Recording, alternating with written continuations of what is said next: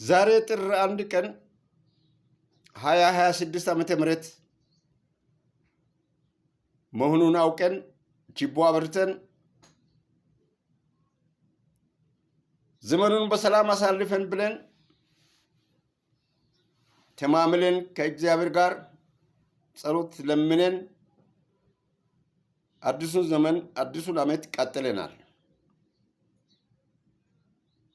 ይሄ የራሳችን እኛ ያሳለፍነው እስከዚህ ሰዓት ድረስ የቆየንበት ጊዜ ውስጥ አሁን 6 ሰዓት ከሆነ 12 ሰዓታትን አሳልፈናል። አዲስ ዓመት ውስጥ 2026 ውስጥ 12 ሰዓት ቆይተናል።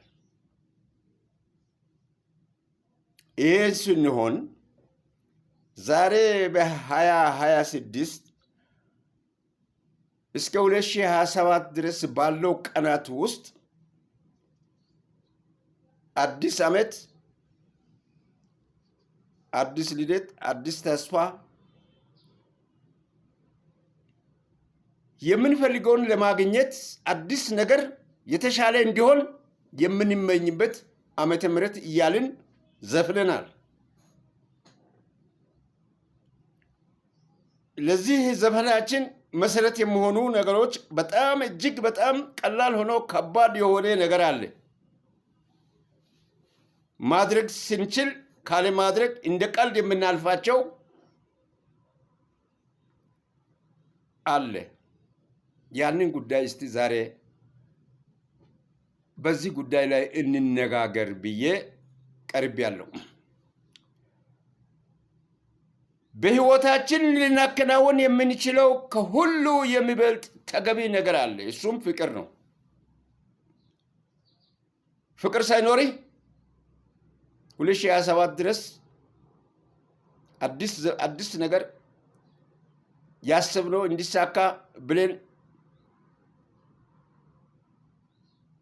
የተመኘነው ይሆንልኛል ብለን አዲስ ከ2025 የተሻለ ኑሮ እኖራለሁ ብለህ ስትንገዳገድ የመጣህበትን ጥለህ ወደ አዲሱ ስትሸጋገር የምትፈጽመውን የምትጠይቀውን ለመፈጸም የሚገባህ ነገር በህይወታችን ልናከናውን የምንችለው ከሁሉ የሚበልጥ ተገቢ ነገር ፍቅር ካለ ሁሉም ነገር አለ።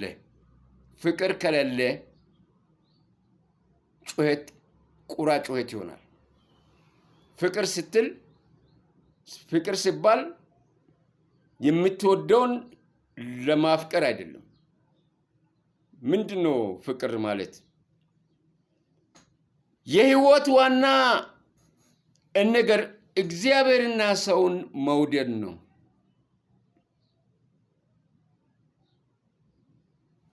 ፍቅር በጣም ቀላል ነው። ብዙ ገንዘብ የሚጠይቅ አይደለም። ፍቅር ድካም የሚጠይቅ አይደለም። የምትለፋበት አይደለም። የምታጠናው ነገር አይደለም። የምታነበው ነገር አይደለም። ፍቅር ከዮሐንስ ዘፍጥረት እስከ ዮሐንስ ራእይ ድረስ የምታነበው መጽሐፍ አይነት አይደለም። ፍቅር በአካል ውስጥ ነው ፍቅር ያለው። በአንደበቴ ውስጥ ነው ፍቅር ያለው። በአይኔ ውስጥ ነው ፍቅር ያለው። በአካሄዴ ውስጥ ነው፣ በአነጋገሬ ውስጥ ነው ፍቅር ያለው። ይሄ ቀላል አንተ የምታከናውነው የምታደርገው ነገር ነው።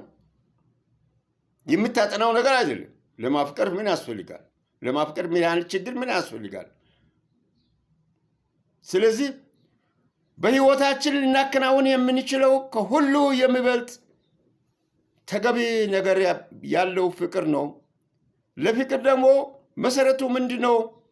የህይወት ዋና ነገር አንተ አሁን የምትጠይቀውና የምትለምነው ለማግኘት ዋናው ነገር እግዚአብሔርና ሰውን መውደድ ነው። አጭር ነገር። ወደድክ ማለት አፈቀርክ ማለት ነው። ፍቅር አለ ማለት ነው። ሰውን እግዚአብሔር የማታየውን እግዚአብሔር ወደድኩ ልትደፍር አትችልም። መቼም አጠገቤ ያለውን ወንድምህን ያልወደድከው እግዚአብሔርን እንዴት ትወዳለህ? እግዚአብሔር በአምሳያ አስቀምጧል እኮ። እግዚአብሔር አብ፣ እግዚአብሔር ወልድ፣ እግዚአብሔር መንፈስ ቅዱስ ነው። በአይን የማይታይ በእጅ የማይዳሰስ የማይናገር የሚሰማ እንዴት አድርገህ ትወደዋለህ? በአጠገብህ ያለው ወንድምህን ያልወደድከው። ይሄ በመጽሐፍ ቅዱስ ውስጥ ተጽፎ ተጠቅሶልሃል። ታነባለህ፣ ትናገራለህ ለይስሙላ። ይሄንን ይዘህ ነው አዲሱን ዓመት ዛሬ 12 ሰዓት ድረስ እስከቆየንበት ጊዜ ድረስና የምትቀረውን 12 ሰዓት የምንጨርሰውን የምንቀጥለው ጉዞ እስከ 27 ድረስ የምንሄደው እነዚህን መሰረት አድርገን ይዘን ከተነሳን ነው። አለዛ የቁራ ጩኸት ነው። የቁራ ጩኸት የሚሆነው ሰዎች እንደ ሰዎች እናስብ። እንደ ሰዎች ባናስብ ይሻላል። እንደ ሰው የምናስብ ከሆነ ለስራችን አሁን ያደረግነው የዘፈነውም ያጨበጨብነውም እንደ ሰው ይሆናል። እንዳሰብከው ሳይሆን እንደተናገርከው ይሆናል። እንደተናገርከውም ደግሞ ሲሆን እንዳሰብከው ሊሄድ አይችልም። ሰዎች ዘላለም ከመግቢያ ጫፍ ላይ ሲደርሱ ቆም ብለው ከመግቢያ ጫፍ ሲደርሱ ቆም ብለው የሚያስቡት ዲፕሎማዎችን፣ ሽልማቶችን፣ ሜዳሊያዎችን አሳዩኝ ስሉ የምንሰማውን ያክል ቁሳቁሶችን አይደረድሩም። ቁሳቁሶችም እንዲሆንላቸው የሚፈልጉት የሚያፈቅረውን ግንኙነት ያለ ሰው ያሉ ሰዎችን ሊመስል ይችላል። አይደለም። ማንን ነጥለህ ማንን ገንጥለህ የሚቀርብህን ለመውደድ የሚቀርብህን ለማፍቀር የሚመጸውትህን ለማቅረብ ለሚመጸውትህ ልትሰግድ አይደለም። ስለዚህ አንተ ማድረግ ያለብህ አሁን ዛሬ ቀን በዛሬው ዕለት በሚቀጥለው ሐሳብና ዓላማ የምትፈልገውን ለማግኘት የምትለው እግዚአብሔር ሆይ በዛሬ ዕለት ምንም ላድርግ ምን አንተን በማፍቀርና ሌሎች ሰዎችን በማፍቀር ጊዜን ለማሳለፍ እርግጠኛ ለመሆን ይፈልጋለሁ ብለህ ነው 12ቷን ሰዓት አሁን የቀረችውን እችን እስከሰማህ ጊዜ ድረስ ያሳልፍከው አሳልፈሃል። ቀሪዋን ሰዓት ጠይቀህ መሄድ መተግበር በራሴ ላይ ልምምድ መውሰድ የምትችለው 2025 ትላንት ከ12 ሰዓት በፊት እንዳለፈ 12 ሰዓቷም እንዳለፈች አሁን ቀሪዋ 12 ሰዓት እንዳታልፍ ብለህ እችን ቃል ኪዳን የምትገባ ከሆነ ይቺ ቃል ኪዳን ደግሞ የምትገባው ቃል ኪዳን እጅግ መዘዝ ባንተ ላይ ይዛ የምትመጣ ስለሆነ ለመሆን ይፈልጋሉ፣ እርግጠኛ ለመሆን ይፈልጋሉ ብለህ ቃል ገብተህ አምላክን የጠየቅ ስለሆነ እግዚአብሔር ሆይ ብለህ ጀምረህ የመጣ ስለሆነ ምንም ይሁን ምን ብለህ ልበ ሙሉ ሆነ ፍቅር በውስጥ ሰፍኖ መውደድ በውስጥ አስፍኔ ይዘህ የመጣ ከሆነ የጠየቀው ጥያቄ በመተግበር እንዳይከብድ፣ ፍቅር በጣም ቀላል ሆኖ እንደከበደች እንዳይከብድ፣ የምትወስደው የምትለምነው ከፊት ደንቃራ ሆኖ ለአንተ አለት ድንጋይ ሆኖ እንዳይከብድ፣ አሁን የገባው ቃል ደግሞ የመጨረሻ አንደበቴ ርቱ ሆነ ፍቅር፣ አንድነት፣ መውደድ፣ እግዚአብሔርን እንደምትወድ ሰውን ሳትለይ መልከ መልካሙን ባለጸጋውን እጅ ማንሻ የሚሰጠውን እጅ ማንሻ የማይሰጠውን በመለየት ሳይሆን ምንም ይሁን ምን ብለህ ነው የጠየቀው። ስለዚህ ጥንቃቄ እንድትወስድ እመክርሃለሁ።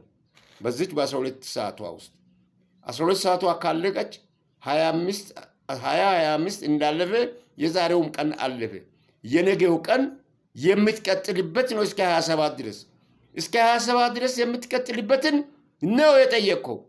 ምንም ይሁን ምን ለመሆን ይፈልጋለሁ ያልከውን እያስታወስ ማድረግ የምትችልበትን ሁኔታ እንድትጠነቀቅ ነው።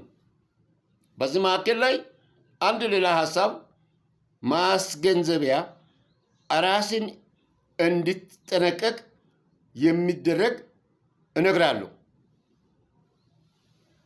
እድሉ ካለ ለሰው ሁሉ መልካም እናደርግ። እድሉ ካለ ለሰው ሁሉ መልካም እናደርግ። አትምረጥ ብያለሁ። ሀብታም ድሃ፣ የሚመጸውት የማይመጸውተው፣ የሚሾጉጥ የማይሾጉጠውን ሳትለይ ለሰው ሁሉ መልካም እናድርግ የሚለውን ቃል ለአንተ ይሄን ከመናገሪ በፊት ተቀምጦልሃል። ገላትያ 6:10 ላይ አስቀምጦልሃል። አንብበው። ምሳሌ 3:27 እና 28 ላይ አስቀምጦልሃል። አንብበው። በአንድ ጊዜ ያነበብከው ለረጅም ለ26ቱ እስከ 26 እስከሚያልቅ ድረስ ሊያጠነክሪ ሊያበረታታ ይችል ይሆናል። ከዛ ውጭ ሌላውን ቀባጥረህ ከየትም ቀላቅለህ የምትናገረው አይሰራም።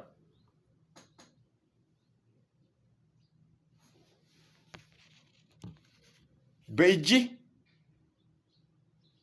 ያለ ጎረቤትህን ቆይተህ ተመለስ ብለህ በእጅህ እያለ ጎረቤትህ መጥቶ ሲጠይቅህ ቆይተህ ና ብለህ ሳትናገር ነገ ይሰጣለሁ ሳትል በፍቅር ሸኝተህ በፍቅር አስተናግደህ ወደኸው የሌለህና ያለህን ለይቶ እንዲመጣ የሚያደርገው የሚልከው ማን እንደሆነ አስታውሰህ ማን እንድላከው ሳይጠይቅህ ይሰጣለሁ ብለህም እወዳላለሁ ሳትል ተጠይቀህ ቀጠሮ ሳትሰጥ ማስተናገድ ስትችል ነው ሰውንና አንተንና ሰውን ለመውደድ ብለህ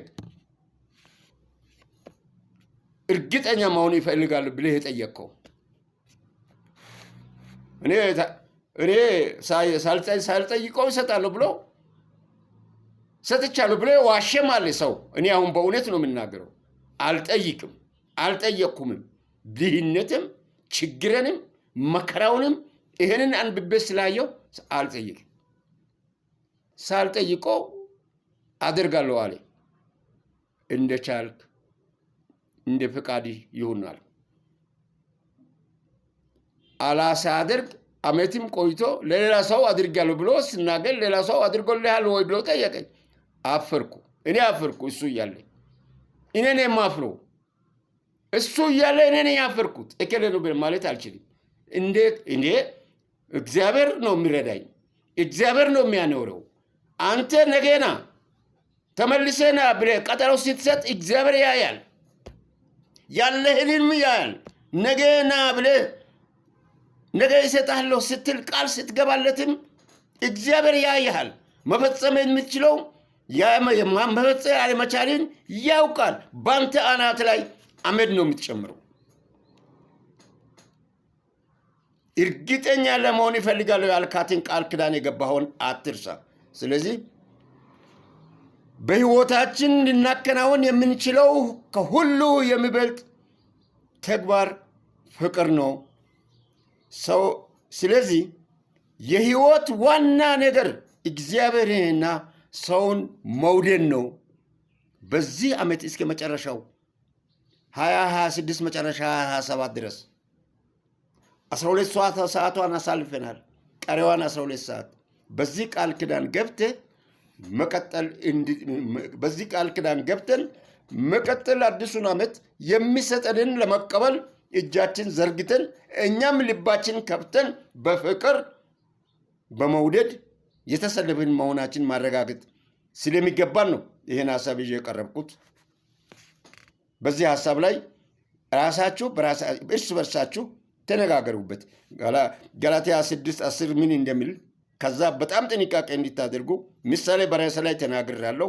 ምሳሌ 3:27-28 ላይ አንብቡ። ምን አይነት ቁልፍ ምስጢር እዛ ጋር እንዳለ ቃሉን አንድ ላይ አገናኝታችሁ የዛሬዋን ቀን ጨርሱ። ከዛ በኋላ ያለው ይሄንን አልፋችሁ በሚቀጥለው ጊዜ ላይ የምትፈጽሙት ነገር በራስ አናታችሁ ላይ ፍም እሳት የምትጨምሩ መሆኑን እንድትገነዘቡ ፈልጌ ነው።